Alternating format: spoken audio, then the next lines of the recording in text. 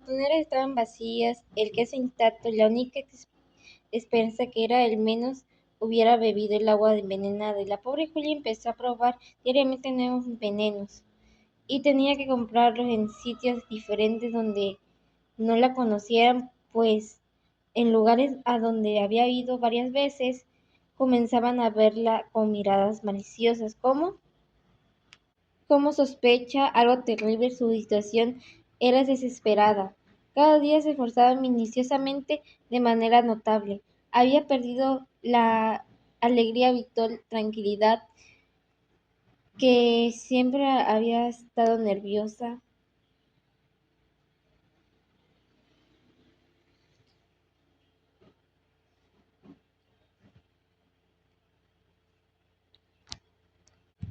Había perdido la tranquilidad que siempre había gozado. Su aspecto comenzaba a hacerse deplorable. Estado nervioso insostenible, pidió completo apetito el placer de la lectura y música. Aunque lo intentaba, no podía interesarse en nada. Lo único que leía y estudiaba de desesperación eran los libros de farmacopea que había pertenecido a su padre. Pensaba que la única salvación consistiría en abrir la misma algún poderoso veneno que acabará con aquellos diablillos animales, que ningún otro producto los organizaría sustancia de efectos en ellos. La señorita Julia se había quedado dormida. Alguien le tocó el hombro suavemente. Despertó instantáneamente, sobresaltada. El jefe la llamaba señorita Julia. Julia restregó sus ojos, muy apenada, y despolvó ligeramente, tratando de borrar las huellas del sueño. Después encaminó hacia la oficina del señor Lemos. Apenas le llamó a la puerta, se sentó en el borde de la silla. Es-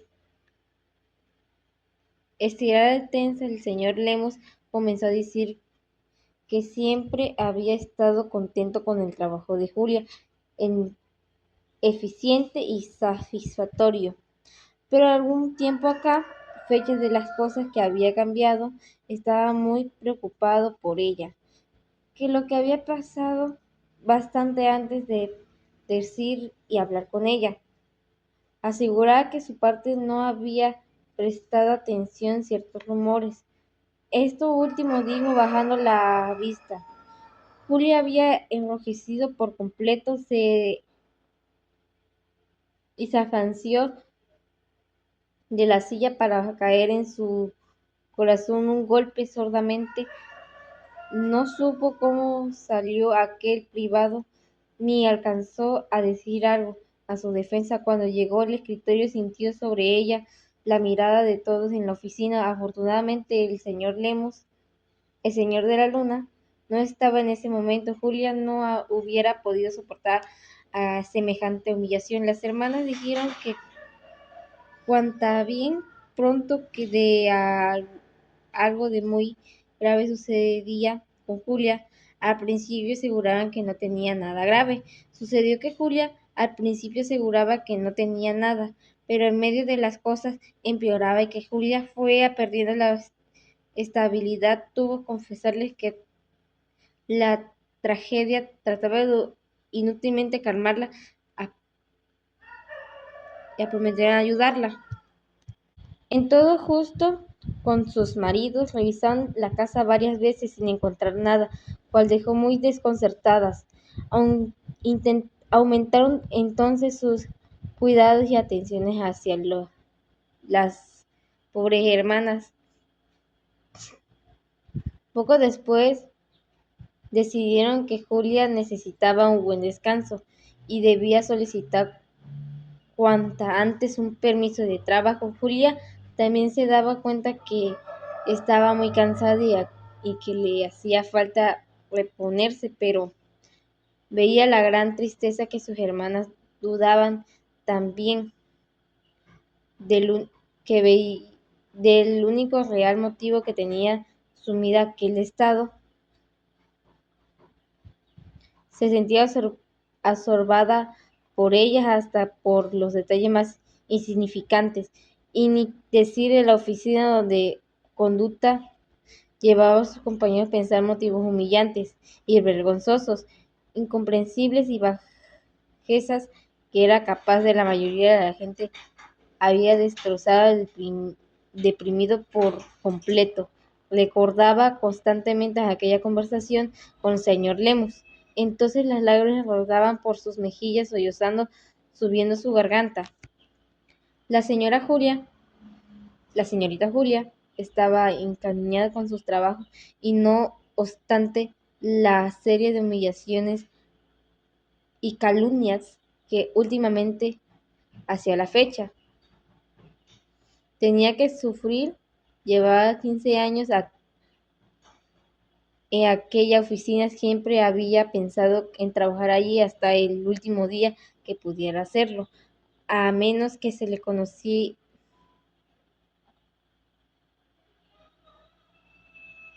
consideraría, consideraría la dicha forma de formar un hogar como sus hermanas. Pensaba que era poco serio andar de un trabajo a otro y que eso no podía sentar ningún buen precedente. Después de mucho cavilar, resolvió y no quedaba más remedio que solicitar un permiso, como pensaban sus hermanas, tratar de establecerse. Las relaciones de Julia con el señor de la luna habían afriado poco a poco porque fuera instante intención de ella cuando empezó a sufrir aquella situación desquiciante, recibió verlo diariamente como hasta entonces lo había por temor que sospechara algo, experimentara experimentaba una enorme vergüenza que descubriera su tragedia. De solo imaginarlo sentía las manos sudadas y una angustia que provocaba náuseas.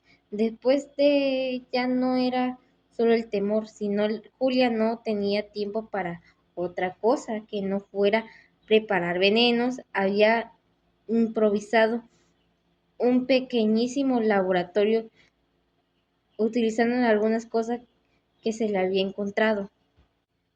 En un cajón, sin duda, su padre guardaba como recuerdo hace sus años, de forma estético, pues uno de unos años antes de morir,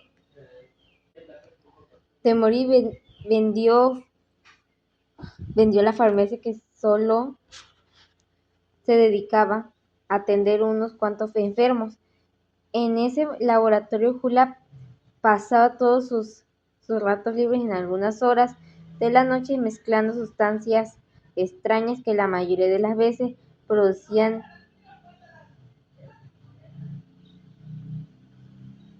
emanaciones insoportables, gases que le irritaban los ojos y la garganta, ocasionalmente exceso de tos, copitosos lagramientos. Así como Julia no tenía tiempo ni en paz para sentarse y escuchar música con el señor de la luna, se veía poco, si acaso una vez a la semana. Los domingos iban a la misa, pero Julia sentía que aquel efecto era tal solidez y afirmasa que nada lo podía menoscabar un sentimiento de sereno tranquilismo, como una no sonaba bat, un entendimiento espiritual estrecho, profundo, lleno de pureza y alegría.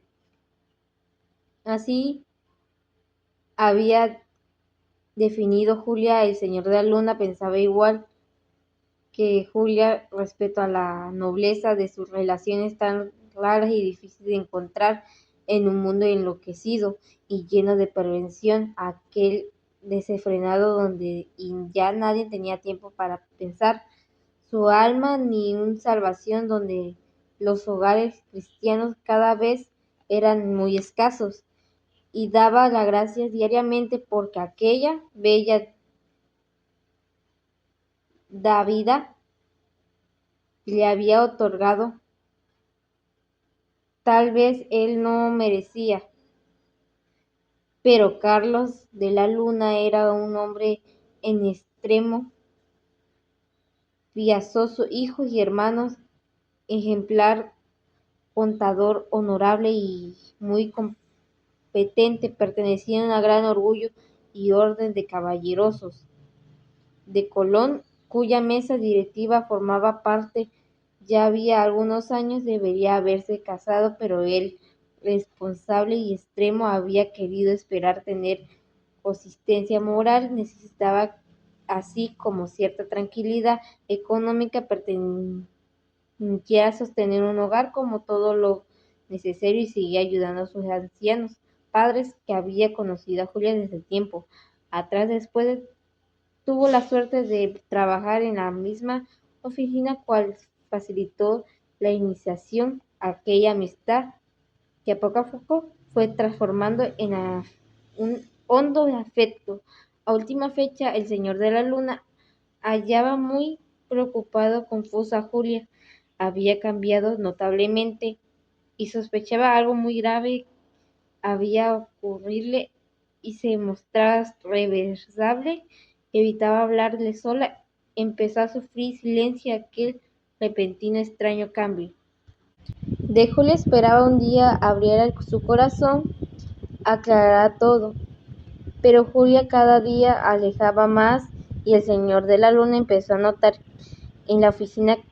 Comentaba también el cambio de Julia. Después llegaron las frases maliciosas y mal intencionadas que tuvieron la virtud primero de producirle honda indignación, después de prender la duda y la confianza de su corazón. En este estado fue consultar su caso con el reverendo padre Cuevas, que desde hace mucho tiempo, muchos años, era un confesor y guía espiritual, quien resolvía poco a poco los problemas de un hombre que tenía. El reverendo padre le aconsejó que esperara un tiempo prudente para que si Julia volvía a ser la antes o lo de contrario, se alejara de ella definitivamente, ya que lo mejor esa era una prueba palpable de que daba Dios, que era una unión no convenía, estaba encaminada y fracasó al desencanto y podía ser tal un grave peligro para la salvación de su alma. La señorita Julia llegó tarde a la última. Trabajaba en la oficina a pedirle a Carlos de la Luna que la acompañara hasta su casa, porque quería comunicarle algo muy importante. Este recibió con marcada frialdad, una manera casi hostil, como puede ver, algo que está produciendo un daño en peligro inminente. Tímido, Julia, más cohibida que de costumbre por la actitud de Carlos, le relató el camino que iba a dejar de trabajar por un tiempo porque necesitaba descanso, y Carlos Luna escuchaba sin hacer ningún comentario, con asombro.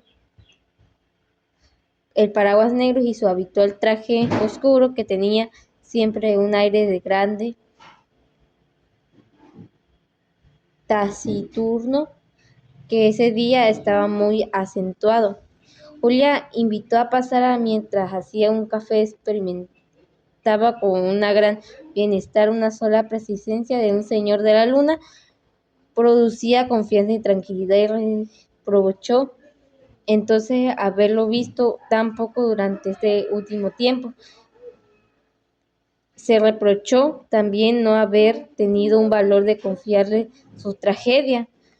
Hubiera confortado juntos, habrían encontrado alguna solución. Decidió entonces hablar con Carlos.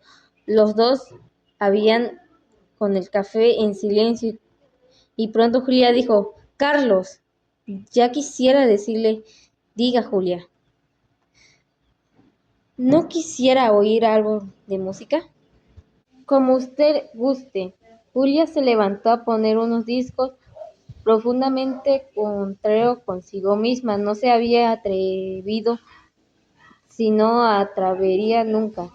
Las palabras se habían negado a salir, tal vez aquella actitud demasiado seca de Carlos la había contenido. Aquella mirada tan lejana, cuando ella iba a empezar a contarle su tragedia, cogió su tejido y se sentó. Entonces Carlos de la Luna comenzó a hablar, más bien a balbucear. Julia, yo quisiera proponer, más bien yo he pensado que, querida Julia, yo creo que lo mejor, es decir, tomando en cuenta, Julia, por nuestro bien y salud espiritual, lo más conveniente dar un término bueno, o quiero decir, no llevar adelante nuestro proyecto de matrimonio. Mientras el señor de la Luna trataba de decir esto, se secó la frente de pañuelo varias veces, estaba tan pálido como un muerto. Su voz, quebrada constantemente, después de un poco de más de calma, siguió hablando. La tremenda responsabilidad del matrimonio implicaban de los numerosas obligaciones de cónyuges. Julia estaba muy pálida y que el tejido había caído de sus manos y la boca se lo secó completamente. El dolor y desencanto la había traspasado, a tal manera que temía que poder decir una sola palabra. Hacía un verdadero esfuerzo. Seguro estaba de acuerdo con él que esa decisión sin duda era lo mejor que para ambos. La señorita Julia se sentía como una casa deshabitada, en ruinas. Encontraba en sitios ni apoyo. Se había quedado en el vacío, girando a ciegas en el oscuro. Quería dejarse ir, perderse en sus sueños, olvidar todo, y dejó entonces que preparar veneno para invitar a trampas de ratas. Tenía convivencia que aquellos animales persiguieran hasta el último día de su vida. Toda la lucha contra ellos resultaría inútil. No fue más los domingos a comer con sus hermanas. No podía soportarlo el ruido que hacían los niños, menos aún jugar a las cartas. Tejía constantemente con sus manos temblorosas. Cuando se jugaba en las lágrimas, solo interrumpía la labor para asear un poco la casa y prepararse algo de comida. A veces quedaba algún ratón dormida en el sillón. Esto era todo lo que descansó sus hermanas. Me la iba a llevar a la noche. Acompañarle, temía que algo le pasara si lo dejaba sola. Tal era su estado que Mela, cansada de las labores de la casa, caía rendida y dormía profundamente. A veces despertaba los pasos de Julia.